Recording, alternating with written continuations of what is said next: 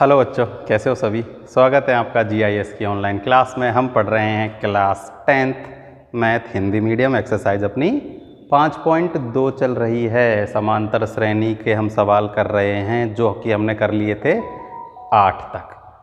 ठीक है, अब देखो सवाल जो आगे के वो भी ऐसे ही हैं जो हमने अब तक किए हैं। ठीक है, एक आध ही क्वेश्चन ऐसा है जो अलग है। सेम अगर आपने किए होंगे, कोशिश की होगी तो आपसे हो गए होंगे, पर आप बताते ही नहीं हो कि हो रहे हैं नहीं हो रहे, क्या है क्या नहीं है। तो बताया तो करो कम से कम। अगर कोई दिक्कत भी है, कहीं कोई भी दिक्कत हो कैसी भी, देखो क्या होता है कि कहीं अब ऑनलाइन पढ़ाने में पता नहीं चलता कि एक्चुअली में बच्चों को कहाँ कोई दिक्कत आ रही है। तो वो कैसे पता चलेगा? जब आप कमेंट करके बताओगे तो ही तो हमें पता चलेगा कि सर इस चीज़ में दिक्कत है। तो वो बताया करो आप लोगों को अगर किसी भी चीज़ में कोई भी दिक्कत हो तो। ठीक है, तो देखो क्वेश्चन नंबर जो है 9 वो क्या कह रहा है।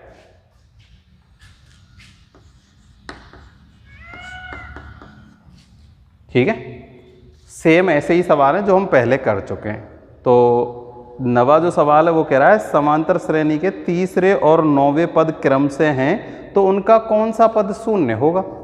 ठीक है, कौन सा पद शून्य, ये बताना कि हमें कौन सा पद शून्य होगा, यानी n का मान निकालना है। a n बराबर 0 है। a और d भी पता करना जरूरी है। तो वो हम कैसे पता करेंगे? देखो तीसरा पद 4 है तो तीसरे पद को हम कैसे लिख सकते हैं? a प्लस में 2d।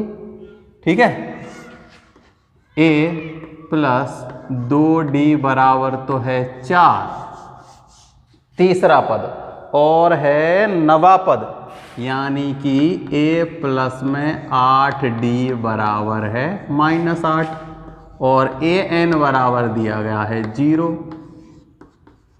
समीकरण 1 और 2, अब क्या करेंगे? समीकरण 1 में से 2 को घटाएंगे तो d का मान आ जाएगा, और उस d के मान को समीकरण 1 या 2 में किसी में रख दो तो a का मान आ जाएगा। तो a आ जाएगा, d आ जाएगा, a n है ही तो n निकाल लेंगे।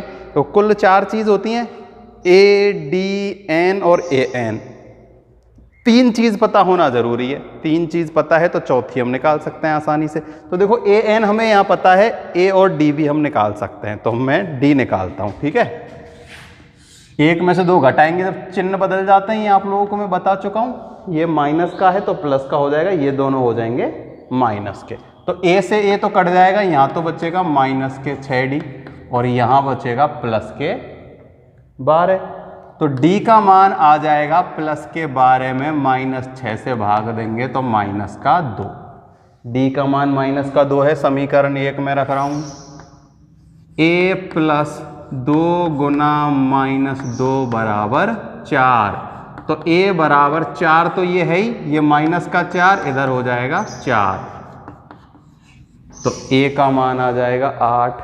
गणना तो आप कर ही सकते हो ना, इसलिए मैंने थोड़ा सा यहाँ से कर दिया। देखो कुछ भी नहीं है, 2 रखा, a का d का मान यहाँ -2 रखा, -2 गुना -2 माइनस के 4, और -4 को मैंने इधर भेज दिया तो वो प्लस का 4 हो जाएगा। तो 4 और 4 8 हो जाएंगे। ठीक है, और उसने वो कहा है कौन सा पद 0 होगा। देखो हम यहीं से निकाल सकते हैं। d का मान है -2 तो ये है 8।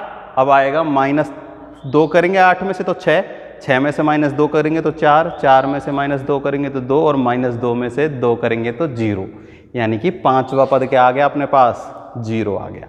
अब मैं सूत्र से करके दिखाता हूं। देखो a प्लस n-1 गुना में d। a n रखा 0, a का मान रखा 8, n का मान निकालना है और d का मान है -2। -2 से गुना कर दो, 8 -2n प्लस के 2, माइनस माइनस प्लस, यहाँ हो गया 10, 10 इधर भेज दो तो -10, माइनस से माइनस कैंसिल, n बराबर 10 में 2 का भाग देंगे तो आ जाएगा 5। तो कौन सा पद 0 आएगा? 5वां पद 0 आएगा। ये मैं आपको पहले ही बता चुका हूं। ठीक है, समांतर श्रेणी लिख के दिखाऊं। देखो समांतर श्रेणी अगर लिखोगे तो क्या आएगी? 8 6 4 2 और 0। 8 पहला पद है, फिर -2 -2 -2 -2 करना है, क्योंकि कॉमन डिफरेंस सारवंतर कितना है? d का मान -2 है। क्वेश्चन नंबर हो गया 9।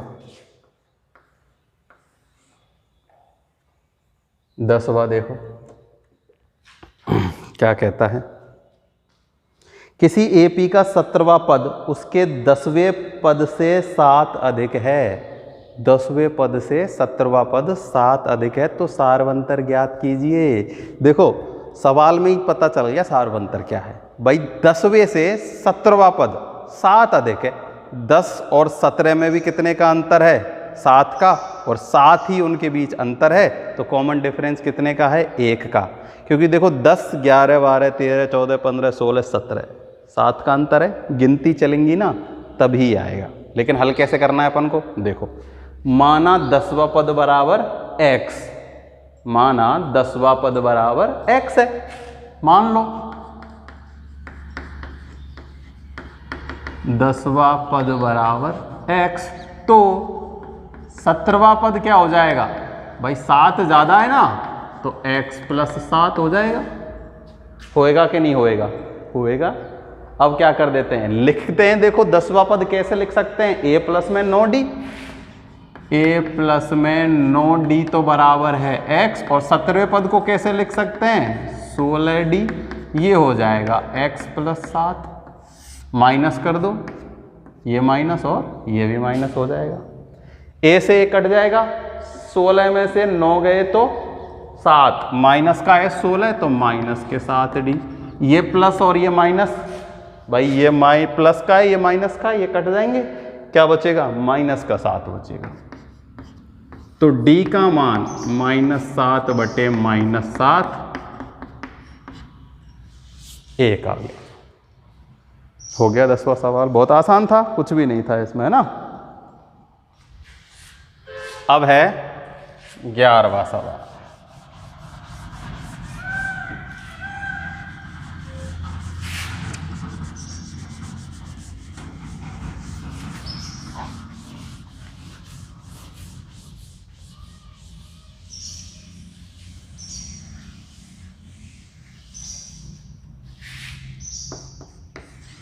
देखो 11वां सवाल क्या कह रहा है, AP 3, 15, 27, 29,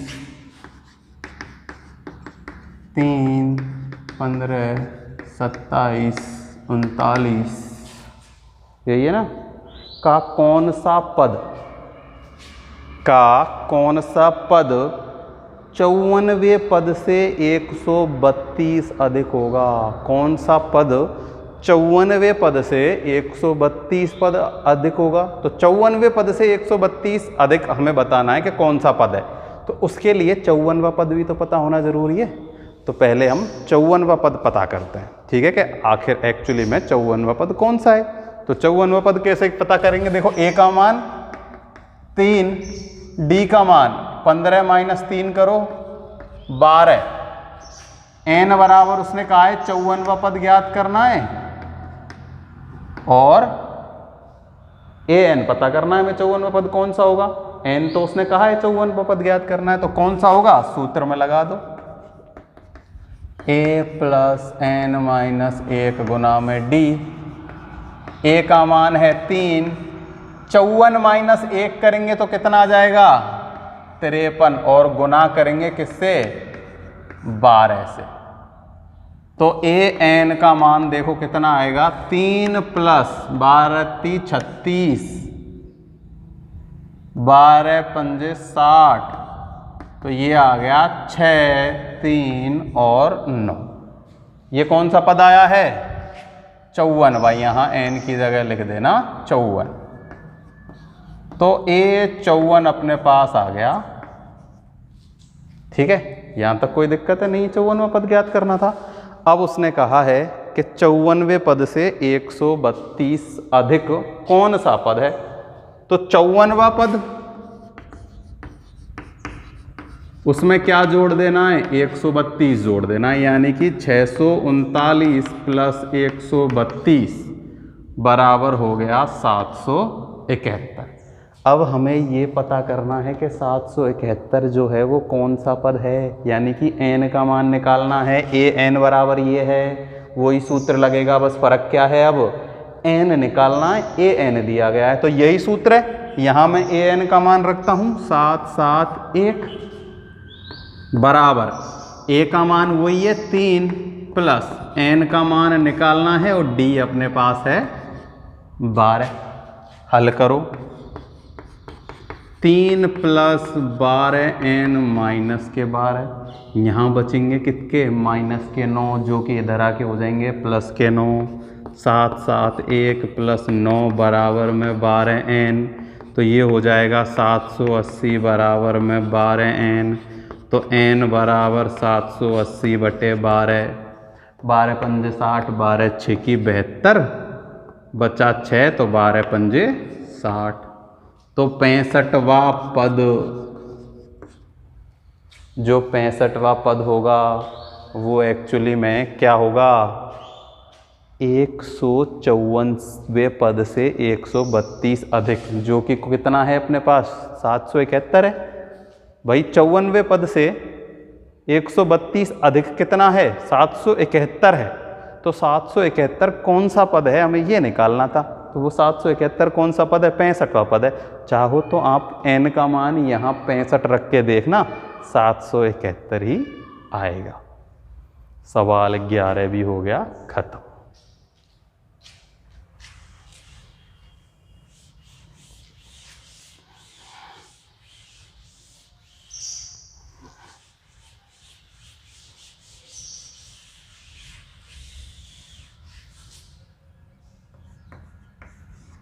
बारहवां सवाल देखो, दो समांतर श्रेणियों का सारवंतर समान है यदि उनके 100वें पदों का अंतर 100 है तो 1000वें पदों के मध्य अंतर बताइए। सारवंतर समान है ये उसने कहा गया है दो श्रेणियों का, तो इसका मतलब ये नहीं है कि 100वें पदों के बीच 100 है तो 1000वें पदों के बीच में 1000 हो जाएगा, नहीं भाई। सारवंतर समान है तो जो 100 के में होगा वही 1000 के में होगा भाई। 100वें पद के बीच में 100 है तो 1000वें पद के बीच में भी क्या होगा 1000 होगा। सर कहोगे, आप कहोगे कैसे पता, निकाल के देख लेते हैं कैसे क्या पता। ठीक है, देखो दो श्रेणी हम मान लेते हैं, कोई भी दो श्रेणी मान लेते हैं। तो पहली जो AP है वो मैं मानता हूँ A1 A2 और A3, और दूसरी भी AP मान लेते हैं। तो इसको मैं बड़े मान लेता हूँ, बड़ा A1 A2 और A3, एक छोटा a और एक बड़ा a। D समान है, सार्व अंतर समान है।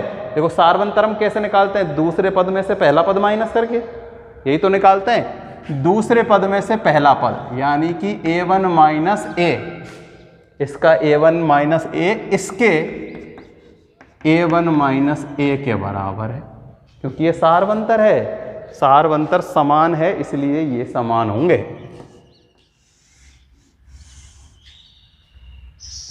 आई बात समझ में। A1 में से माइनस a करेंगे तो बराबर होगा A1 में से माइनस a करेंगे, स्मॉल और कैपिटल। क्यों, सारवंतर समान है इसलिए भाई। इसका सारवंतर निकालेंगे तो कैसे निकालेंगे, दूसरे पद में से पहला पद माइनस करेंगे, इसके भी दूसरे पद में से पहला पद माइनस करेंगे। सारवंतर बराबर है तो जो आएगा वो क्या होगा, बराबर होगा। ठीक है, अब देखो उसने कहा है 100वां पद। 100वां पद, 100वां पद कैसे लिखते हैं, a प्लस 99d, दोनों का 100वां पद है तो उनका अंतर दिया गया है a प्लस 99d बराबर 100। ठीक है, अब ये मत कहना सर आपको क्या पता ये बड़ा है कि ये बड़ा है, कोई सा भी मान लेना जो आपके मन में हो। इसे पहले रखो तो इसको पहले रख लो, इसको पहले रखो तो इसको पहले रख लो। दोनों का अंतर 100 है, कौन सा बड़ा है कौन सा छोटा है वो हमें नहीं दिया गया। तो मैंने इसमें से जब इसको माइनस किया तो बराबर 100 आ रहा है, क्योंकि दोनों में 100वें पदों में अंतर कितने का है, 100 का है। आई बात समझ में। तो देखो मैं ये माइनस हटाता हूँ, माइनस a और माइनस 99d बराबर 100। ये 99 से ये 99 कट गया, a में से a गया तो कितना आया, 100 आया। ये a क्या है, इसका पहला पद, और ये a क्या है, इसका पहला पद। तो पहले पदों का अंतर भी कितना आया है, 100 आया है। देखो पहले पदों का अंतर 100 और पहले पद का अंतर 100 और 100वें पद का अंतर 100, तो 1000वें पद का अंतर भी क्या होगा, 1000 ही 100 ही होगा। सबका 100 चल रहा है तो सबका 100 ही होगा। तो आगे हमें 1000 पद को निकालने की जरूरत नहीं, हम क्या लिख देंगे, प्रथम पदों के मध्य, प्रथम पदों के मध्य सार्व अंतर, प्रथम पदों व 100वें पदों के मध्य सार्व अंतर समान है, ऐसे लिखना। प्रथम पद, प्रथम पदों व 100वें पदों के मध्य दोनों एपियों, दोनों एपी का सार्व अंतर 100 है, अतः 1000वें पद के मध्य भी सार्व अंतर 100 होगा। देखो चाहो तो ऐसे लिख दो, चाहो तुम निकाल भी सकते हैं, कोई बड़ी बात नहीं है। देखो 1000वें पद को कैसे लिखेंगे, a + 9 9 9 d minus a plus, ये भी माइनस हो जाएगा, 9 9 9 d। ठीक है, ये 9 9 d से ये 9 9 d कट गया, a माइनस a हम पहले ही निकाल चुके हैं, कितना है 100। चाहो तो नीचे इसके ऐसे भी लिखिए ना, कोई बड़ी बात नहीं है। ठीक है, ये तो था करने का तरीका। वैसे देखो जब सार्व अंतर समान होता है ना दोनों श्रेणियों के मध्य, तो जो कोई सा भी, चाहे पहला पद दिया हो, दूसरा दिया हो, 100 दिया हो, 1000 दिया हो, कोई सा भी पद के बीच जितना अंतर होता है ना, सभी पदों के मध्य उतने का ही अंतर होता है, क्योंकि सार्व अंतर समान है। ठीक है, देखो जैसे कि कोई भी, आप कोई भी एक समांतर श्रेणी लिख लो। ठीक है, कोई भी, जैसे मैं लिखता हूं 2 10 18 और 8 8 का अंतर है, तो ये हो जाएगा 26 और 34। ठीक है, इनके मध्य कितने का अंतर है, 8 का अंतर है सबके। अब कोई और ऐसी श्रेणी लिख लो जिनके मध्य 8 का अंतर हो, तो देखो मैं लिखता हूँ 8 दूनी 16 दूनी 32 दूनी 64, नहीं 8 दूनी 16, 8 तिया 24, 8 चौके 32 और 8 पन 40। ठीक है, दोनों अलग अलग श्रेणियां हैं, दोनों का सार्व अंतर समान है, कितना 8 8। तो देखो पहले पदों के मध्य जितना अंतर है ना, लास्ट पदों के अंत मध्य भी कितना होगा, अंतर समान होगा। देखो इन दोनों के मध्य कितना अंतर है, 6 का अंतर है भाई, 8 - 2 6, 40 - 34 किया तब भी कितना है 6। इन दोनों के मध्य भी 6 का ही अंतर है, इन दोनों के मध्य भी 6 का ही अंतर है, इन दोनों के मध्य भी 6 का ही अंतर है। अगर सार्व अंतर समान हो ना, तो समान पदों के मध्य अंतर भी क्या होता है, समान ही होता है। ऐसा नहीं है सार्व अंतर 8 है तो इन पदों के मध्य अंतर 8 है, ऐसे पदों के मध्य तो अंतर 8 है, लेकिन ऐसे कितना है सबके अंदर 6 है। जैसे कि उसमें पहला कहा था ना 100वें पदों में अंतर 100 है, तो 1000वें पदों में क्या होगा, 100 ही होगा। जैसे इसमें कितने ही आगे तक चलते जाओ, सभी पदों में जो अंतर होगा ना दोनों समांतर श्रेणियों के, वो 6 ही होने वाला। ठीक है, प्रश्न नंबर हो चुका है 13।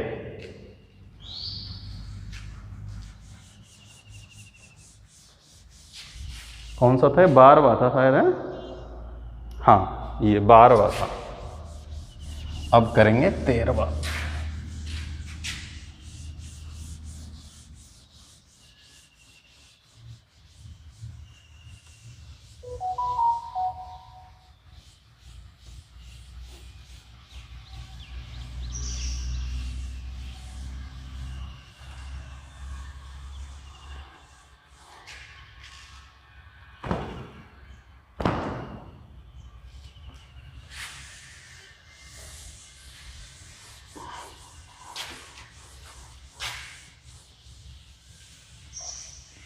देखो 13वें और 14वां सवाल दोनों एक जैसे हैं और बहुत ही आसान सवाल है।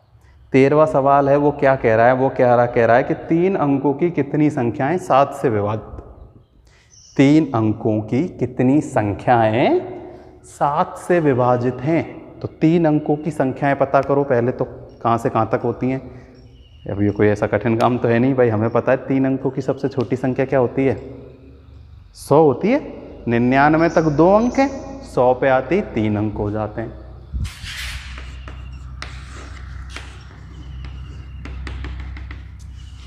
तीन अंकों की सबसे बड़ी संख्या 999, 1000 तो 4 हो जाती है, तो 999 सबसे बड़ी संख्या है 3 अंकों की।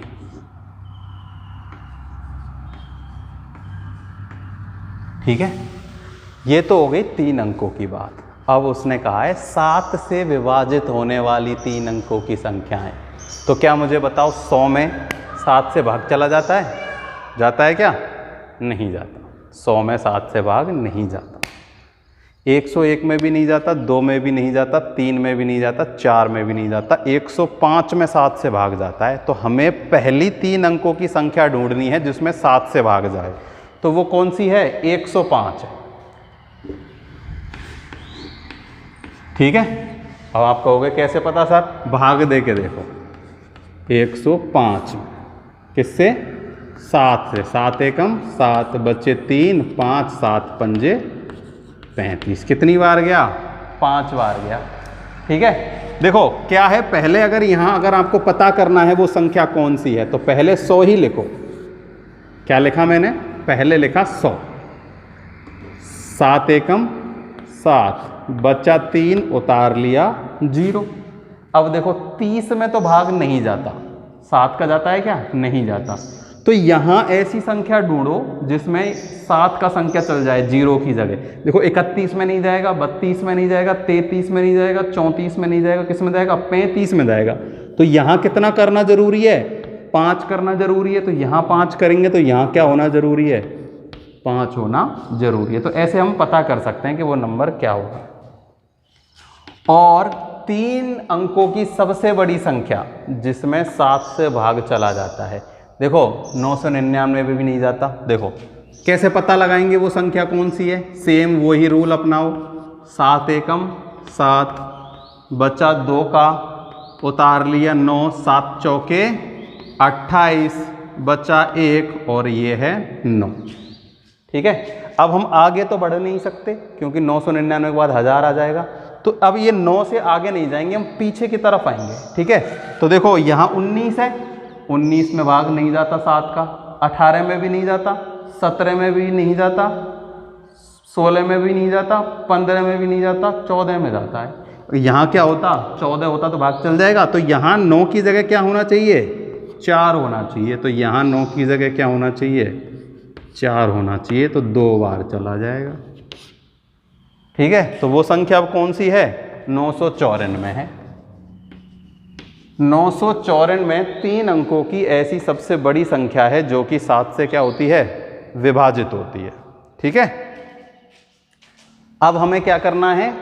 कुल ऐसे पद निकालने हैं कहाँ से कहाँ के बीच? 105 से और 994 के बीच, जो कि 7 से क्या होंगे? विभाजित होंगे। तो बहुत आसान काम हो गया। अब तो a का मान है, d का मान है, an का मान है, n का मान निकालना है। तो देखो a कितना है? 105। d बराबर क्या है? d 7 है। भाई जिससे भाग दे रहे हैं ना वही d का मान होता है, उदाहरण में मैं आपको बता चुका हूं। an क्या है? ये लास्ट जो पद है 994, और n का मान हमें निकालना है। सूत्र आपको सबको पता है, an बराबर a प्लस n माइनस 1 गुना में d। सबके मान रख दो। an का मान 994, a का मान 105, n का मान निकालना है और d का मान है 7।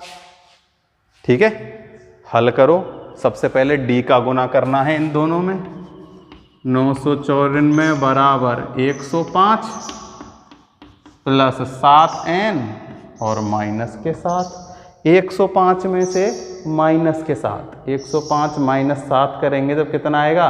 98 आएगा। कितना आएगा? 98। 98 को इधर भेज दो भाई, इधर 98 बचा प्लस का, इधर आएगा तो माइनस का, और इधर बचा है 7n।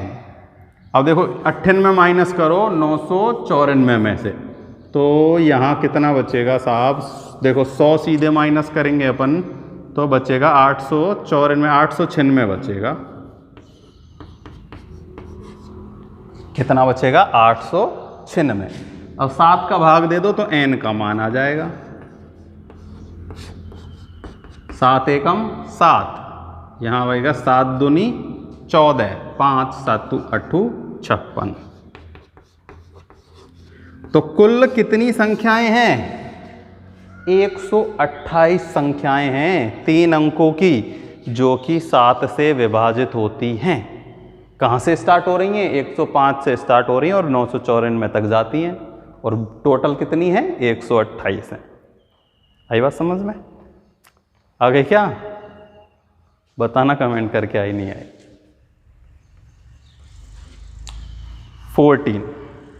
14वां सवाल है, 10 और 250 के बीच 4 के कितने गुणज हैं? देखो उसमें था 7 से विभाजित और यहाँ है 4 से गुणज। सवाल अलग अलग है ना, पर मतलब दोनों का एक ही है, मतलब में कोई भी अंतर नहीं है। देखो कहाँ से स्टार्ट हो रही हैं संख्याएं? 10 से और 250 के मध्य 4 के गुणज।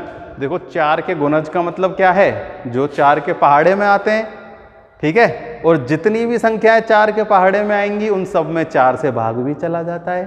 तो जो 4 के गुणज हैं वही संख्या 4 से विभाजित भी हैं, ठीक है। जैसे देखो 10 के बाद क्या आता है? 12 आता है। 12 4 का गुणज है और 4 से विभाजित भी है। फिर 16 4 का गुणज भी है और 4 से विभाजित भी है, ठीक है ना। तो गुणज और विभाजित में कोई फर्क नहीं है, ठीक है। आपको तो क्या करना है, जो ये संख्याएं दी गई हैं जहां से जहां तक, उनमें पहली और आखिरी संख्या सही से लिखनी है। तो 10 के बाद 10 में तो भाग जाता नहीं है 4 का, 11 में भी नहीं जाता। तो 10 और 250 के बीच सबसे छोटी संख्या कौन सी है जो 4 का गुणज है या 4 से विभाजित होती है? 12 है। और 250 से पहले कौन सा है? देखो 250 में 4 का भाग नहीं जाता, 249 में भी नहीं जाएगा, 248 में चला जाएगा। तो ए का मान अपने पास आ गया 12। डी अपने पास 4 है ही भाई, गुणज है तो 4 का पहाड़ा यानी 4 का अंतर चल रहा है। एन का मान निकालना है और ए एन बराबर 248 सूत्र में रख दो।